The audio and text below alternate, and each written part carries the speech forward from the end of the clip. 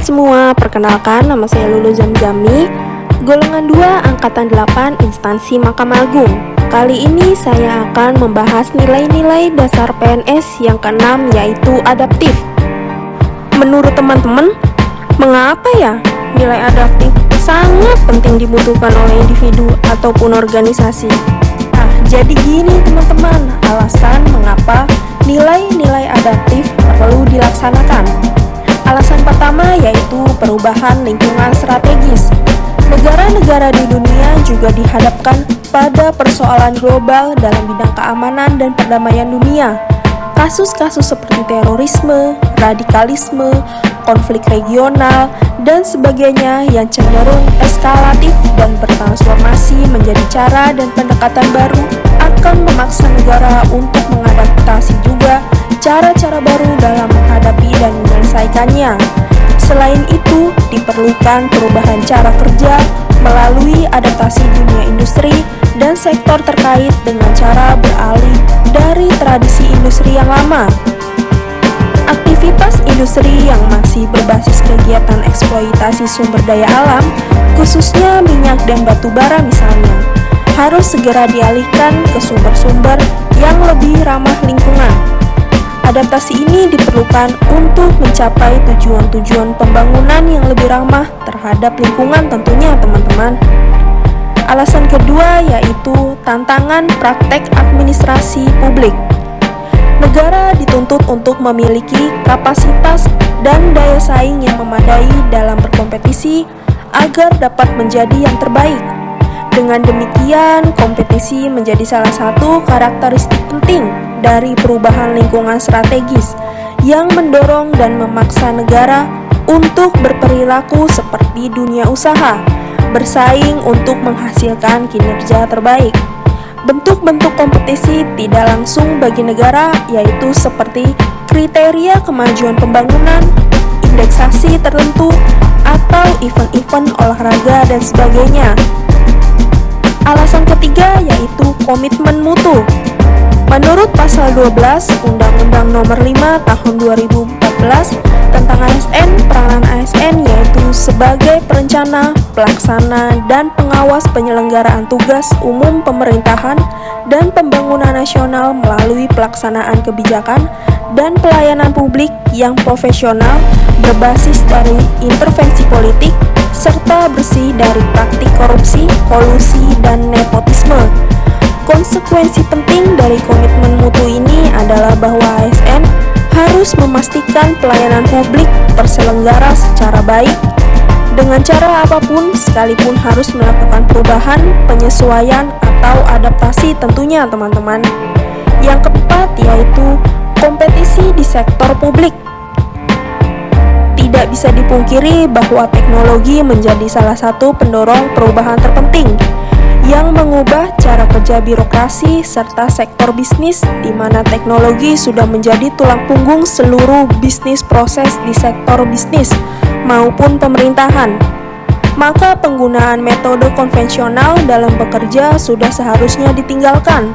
Selain itu, perubahan perilaku komunikasi yang semakin didominasi oleh pengguna media sosial. Dulu, bentuk komunikasi banyak dilakukan secara konvensional, yaitu seperti tatap muka atau komunikasi langsung melalui saluran telepon. Namun saat ini komunikasi dapat dilakukan oleh siapapun melalui media sosial dengan menyampaikan pesan tanpa harus bertatap muka secara langsung. Dalam konteks ASN, sudah semestinya pelayanan publik secara digital pun dapat diterapkan teman-teman. Dan yang terakhir yaitu perkembangan teknologi. Pandemi COVID-19 yang menghantam negara-negara di dunia pada awal tahun 2020 turut meningkatkan intensitas tekanan terhadap praktek penyelenggaraan administrasi publik. Sementara itu, pemerintah tetap berkewajiban menjalankan fungsi pelayanan publiknya dalam situasi aktivitas fisik yang sangat dibatasi. Sehingga dengan demikian, memanfaatkan teknologi menjadi salah satu pilihan terbaik untuk memastikan semua pelayanan tetap berjalan semestinya. Sekarang kita menuju ke pengertian adaptasi itu sendiri ya teman-teman. Adaptasi merupakan kemampuan mengubah diri sesuai dengan keadaan lingkungan, tetapi juga mengubah lingkungan sesuai dengan keadaan. Sejatinya, tanpa beradaptasi akan menyebabkan makhluk hidup tidak dapat mempertahankan diri dan musnah pada akhirnya oleh perubahan lingkungan. Sehingga kemampuan adaptif merupakan syarat penting bagi terjaminnya keberlangsungan kehidupan. Banyak persoalan pelayanan publik tidak dapat diselesaikan secara tuntas, bukan karena persoalan kemampuan adaptabilitasnya yang rendah, tetapi justru karena persoalan-persoalan kelembagaan dan kebijakan yang tidak memberi ruang yang cukup untuk beradaptasi teman-teman.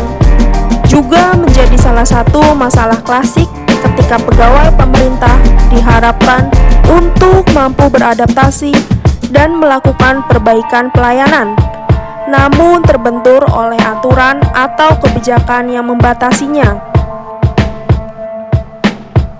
Fondasi organisasi adaptif dibentuk dari 3 unsur dasar nih teman-teman. Yang pertama yaitu landscape, yaitu memahami dunia yang kompleks, memahami prinsip ketidakpastian, dan juga memahami landscape bisnis. Yang kedua yaitu learning, yaitu perencanaan beradaptasi, penciptaan budaya adaptif, dan struktur adaptasi. Dan yang terakhir yaitu leadership, yaitu kepemimpinan yang menjalankan peran penting dalam membentuk adaptive organization. Berikut merupakan tabel perbedaan organisasi birokrasi dengan organisasi adaptif ya teman-teman. Organisasi birokrasi cenderung mekanistik, yaitu bercirikan kewenangan yang tersentralisasi atau diselenggarakan oleh kelompok kecil dalam level elit organisasi. Sebaliknya, organisasi yang adaptif akan lebih cenderung menyebarkan fungsi kewenangan ke berbagai lini organisasi. Perbedaan ini akan terlihat dalam kecepatan merespon perubahan lingkungan. Fungsi kewenangan yang melekat di satu figur atau kelompok akan menyulitkan dan memperlambat pengambilan keputusan, karena organisasi harus menunggu kata putus dari otoritas di puncak struktur organisasi, sedangkan pengambilan keputusan dalam struktur organisasi adaptif akan terdistribusi pada fungsi lininya, sehingga lebih pendek prosesnya dan pada akhirnya lebih cepat pengambilan keputusannya. Cara kerja birokrasi dan penyelenggaraan pemerintah pada umumnya lebih dominan berbasis peraturan dan prosedur dan cukup banyak. Organisasi adaptif sebaliknya memiliki prosedur atau peraturan yang lebih sedikit dan memberi ruang yang lebih untuk berubah dan lincah dalam membuat keputusan dan mengambil tindakan. Budaya adaptif bisa menjadi penggerak organisasi dalam melakukan adaptasi terhadap perubahan-perubahan internal maupun eksternal. Budaya menjadi faktor yang memampukan organisasi dalam berkinerja secara cepat dan efektif. Adapun ciri-ciri penerapan budaya adaptif dalam lembaga pemerintahan yaitu yang pertama, dapat mengantisipasi dan beradaptasi dengan perubahan lingkungan, diwujudkan dalam praktek kebijakan yang merespon isu atau permasalahan publik sesuai dengan tuntutan dan kebutuhannya. Yang kedua yaitu mendorong jiwa kewirausahaan. Pemerintah dan birokrasi secara khusus melakukan pengelolaan sumber daya organisasi secara efisien dan efektif. Yang ketiga yaitu memanfaatkan peluang yang berubah-ubah. Yang keempat yaitu memperhatikan kepentingan-kepentingan antara instansi, mitra, masyarakat, dan sebagainya.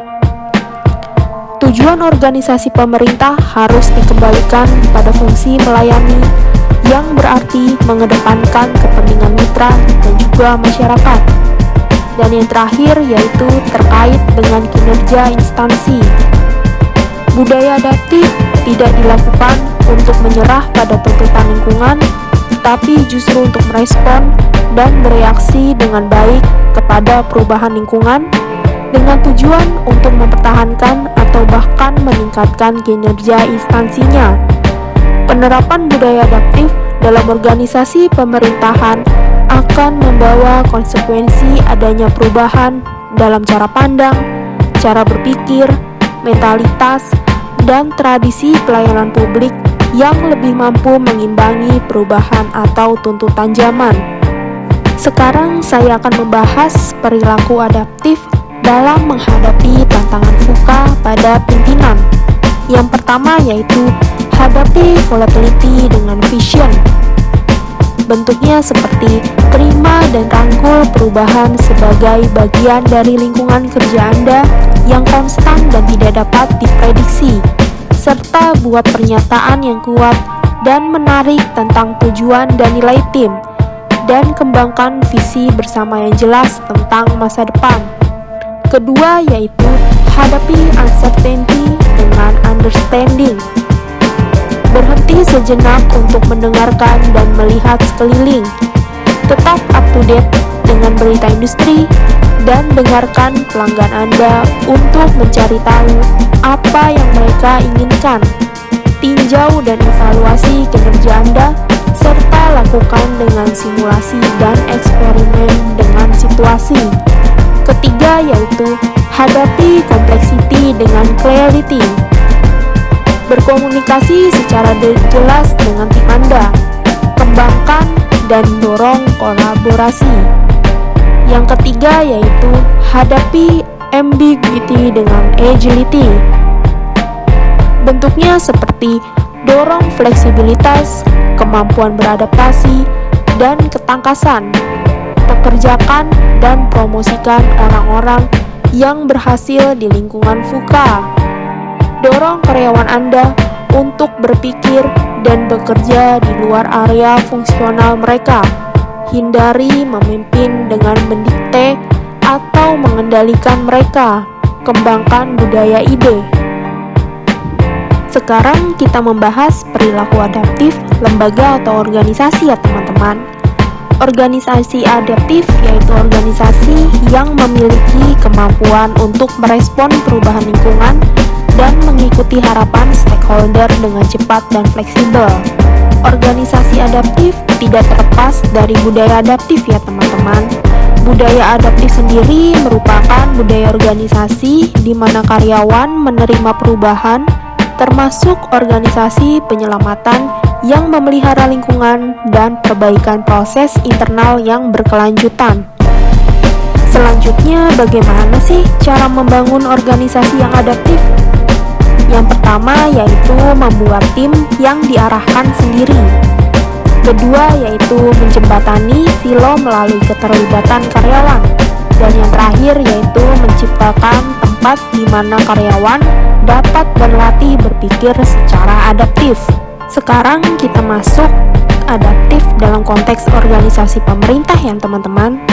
Organisasi pemerintah tidak dijamin mampu menghadapi seluruh perubahan yang terjadi sangat cepat dan dinamis di sekitarnya, kecuali dirinya pun harus ikut serta bergerak secara dinamis. Organisasi pemerintah yang selalu belajar, inovasi, dan perubahan itu sendiri.